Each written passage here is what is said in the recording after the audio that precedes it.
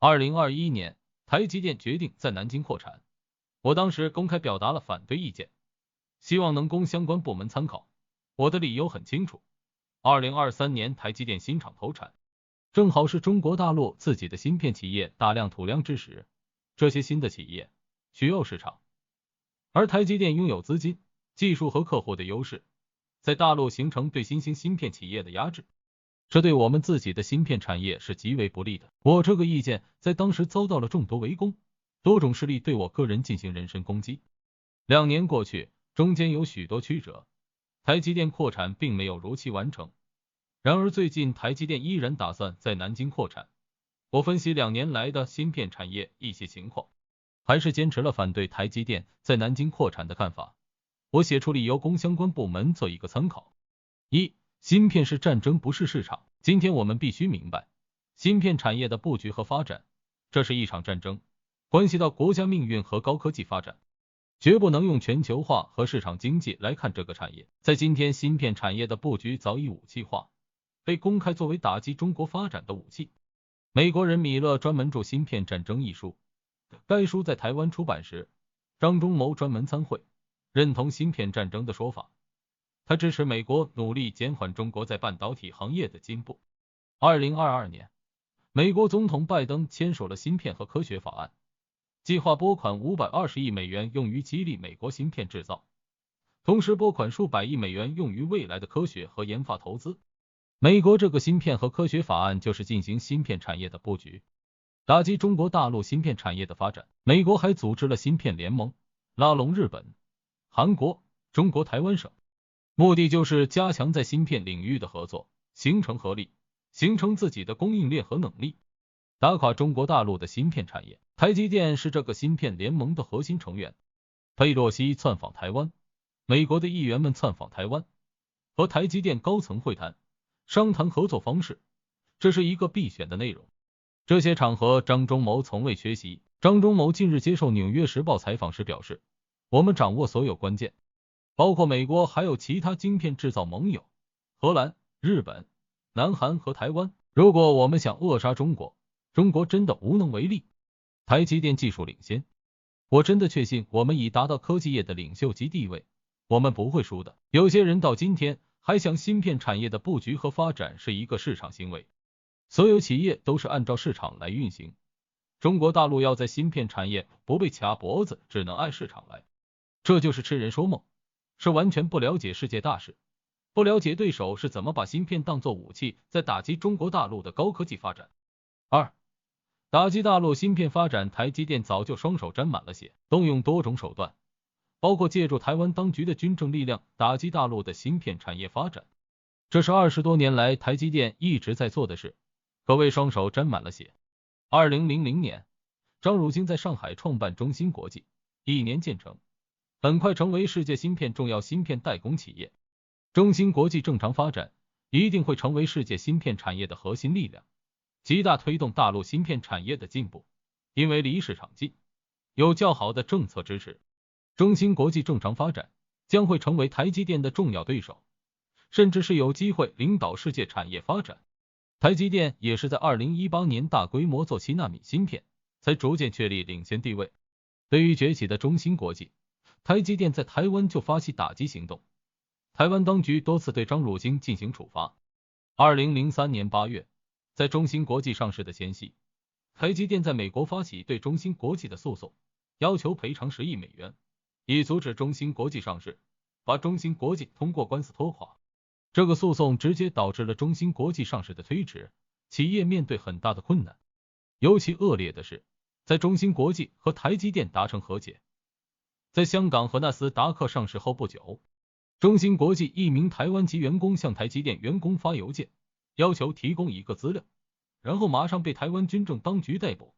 搜查，在中芯国际上市3个月后，台积电再次在美国启动对中芯国际的诉讼，这次诉讼导致中芯国际面临巨额赔款，向台积电交出10%的股份。台积电还提出了一个附加条件，要求张汝京离开中芯国际。张汝京接到律师通知的那一刻，在电话前放声痛哭。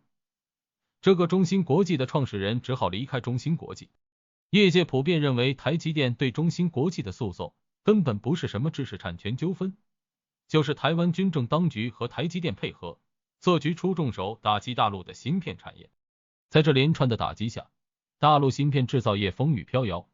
失去了15年发展机会。台积电不是一个按市场规律正常发展的芯片企业，这就是一个借助台湾当局的军政力量大肆对大陆芯片产业破坏的不可靠企业。3. 台积电在南京扩产的一石几鸟。台积电在南京扩产，绝不仅仅是一个商业行为，而是一个非常重大的战略布局。这个战略布局是20多年来利用各种手段打击大陆的芯片产业发展的一部分。1. 压制大陆新兴芯片企业，抢夺市场。众所周知，一个产业要发展，市场是龙头，有市场才能有机会。今天中国大陆已经不缺芯片制造企业，除了中芯国际之外，还有华虹半导体、晶合集成、上海先进半导体、宁波元芯、上海基塔、广东新球、粤芯半导体等多家的芯片代工企业。这些企业都是从成熟制成的芯片开始入手，他们要发展起来，必须要有市场，有客户，这样才能有收入，有积累，才能从输血转为造血。台积电在成熟制程领域有长期的积累，技术也非常成熟，生产经验很完善，相信良率和成本都较低。它来和大陆才发展起来的芯片代工竞争，当然可以居于优势地位。台积电可以通过低价、服务和品质把大陆的企业客户都抢在手中，压垮大陆的芯片代工企业，从而在芯片代工领域维持垄断地位。要压垮大陆的企业，必须要到大陆来，在台湾远离市场，远离客户，很难发展，在大陆才能直接打击大陆这些新兴的芯片代工企业。2. 利用大陆不可多得的政策、人才和资源。虽然台积电先进制程芯片居于领先地位，但是因为 EUV 光刻机很贵，良率也不高，先进制程芯片只是用于智能手机和人工智能芯片，市场并不大。今天台积电主要赚钱的领域并不是先进制程，而是成熟制程的芯片。台积电要发展先进制程的芯片，也面临了很大的困难。台湾天地狭窄，近年民进党的政策造成电力供应严重不足，台积电一个企业占台湾供电量 6%， 而预测到2025年，台积电将占台湾供电量的 12.5%。 台湾根本支撑不了台积电的供电能力，同时台湾也严重缺水，人才不足，台积电要在台湾大规模发展，受到严重制约。把先进制程搬到美国去，建设成本至少增加1倍，运营成本也要增加1倍，建设时间也要多花1倍的时间，台积电根本不可能把工厂都搬到美国或其他国家。台积电的算盘是把先进制程留在台湾或是搬到美国去，成熟制程利用中国大陆的政策、人才、水电资源，在大陆大量生产成熟制程的芯片，赚取更多的利润，来为台湾和美国的先进制程芯片输血。如果不是大陆的资源，台积电就无法支撑先进制程的发展，在台湾资源不足，去别的国家成本太高。3. 搜集大陆芯片发展的情报，伺机打击大陆企业。在大陆建厂，做成熟制程芯片的代工业务，只要大陆企业在台积电代工，台积电就对大陆芯片设计企业的水平、能力有充分了解，了解大陆芯片产业的情况，这些情报都有可能会发给美国，因为是在大陆的芯片企业，就会有行业协会、各种组织有密切接触，也可以很好的渗透，从而获得大量的情报。如果台积电再次用法律武器发起诉讼，打击大陆的芯片企业，现在芯片代工企业已经不去美国上市，中芯国际也从美国退市回到国内上市，台积电就难以利用美国的法院来打击大陆企业。台积电南京厂作为一个在大陆的企业，就可能代表台积电在大陆发起法律行动，起诉大陆的相关企业，影响大陆芯片企业的正常发展。4. 台积电对大陆芯片产业发展没有帮助。台积电扩产是2021年提出，当时很有一批支持者，他们无非是认为全球芯片短缺，台积电可以帮助大陆解决芯片短缺的问题，也可以带动产业链，为大陆芯片产业培养人才。事实证明，这些人并不深入了解情况，而且也非常短视。1. 芯片短缺是伪命题。世界上芯片产业发展以来，基本没有出现过什么芯片短缺的现象。以后也不会出现。2021年出现的芯片短缺，是美国制裁引起了恐慌，打乱了世界供应芯片的节奏，出现了较多的炒作和囤积，才会有一定时间的短缺。我当时判断2023年就不会出现芯片短缺的现象。事实是2022年9月以后，全球芯片就不再短缺。今天世界上芯片市场是过剩，尤其大量过剩的是成熟制成的芯片，因为中国在大量建设芯片代工厂，这些代工厂在今年、明年逐渐投产土量，而且芯片代工厂的数量远远超出大家的想象，成熟制成的芯片一定会被打成白菜价。未来芯片产业面临最大的问题就是市场问题，没有市场就很难生存。我们建设起来的这些代工厂一定要有市场，让其有发展空间，可以积累技术、资金，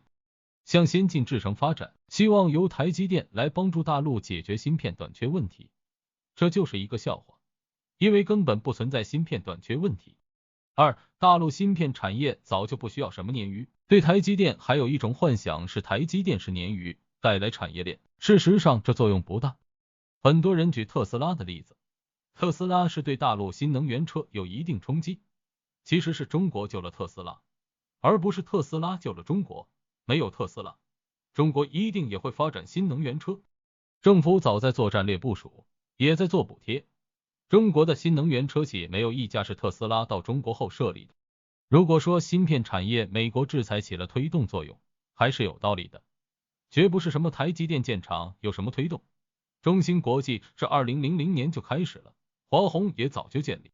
众多的新兴代工企业是因为美国制裁让资本看到了机会，大家纷纷入场，有代工企业，有市场，自然就会有产业链。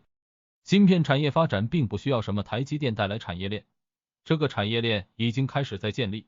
美国的制裁起到了更大的推动作用。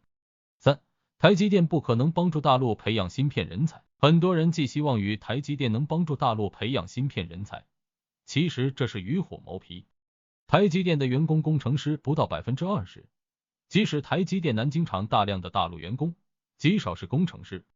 大量是商务、后勤、业务支撑的岗位。这些岗位多数企业一样，并不一定需要台积电培养，就是工程师岗位。在南京台积电工作的大陆工程师也是无法接触较为核心的技术，重要的岗位上都是派了台湾人，防贼一样防着大陆人，所有的数据都是传到台湾去处理。大陆的工程师不过是看机器的工作人员，他们唯一不同是看过芯片产线的工作，核心技术不可能学到。大陆芯片企业要培养人才，只能自己培养，在工作中摸索和积累。去看看台积电南京厂的台干，就知道不可能让大陆工程师成为专业人才。20多年来，台湾当局把芯片产业作为自己发展核心战略，动用军政力量投资芯片产业。台积电就是这个背景下发展起来的企业。台积电拥有一般企业无法拥有的资源和能力，也被台湾当局奉为细盾护国、护国神山。为了防止大陆芯片产业发展对台湾产业形成冲击，20多年来，台湾当局一直动用各种力量对芯片产业两条线、芯片设计和芯片制造进行打击。通过所谓汉芯造假的炒作，把整个社会搞成一说做芯片就是造假。通过打击中芯国际，让芯片制造无力发展，成功的迟滞了大陆芯片产业15年的发展。我们必须明白，台积电不是一个一般性的商业公司，做着普通的产品。对于普通商业公司做普通产品，我们当然是欢迎的。大陆的大门是开放的，台积电是做一个被当作武器的战略性产品，背后有美国的影子，也有台湾当局的影子。我们仅仅把它当成一个普通公司，那就太天真了。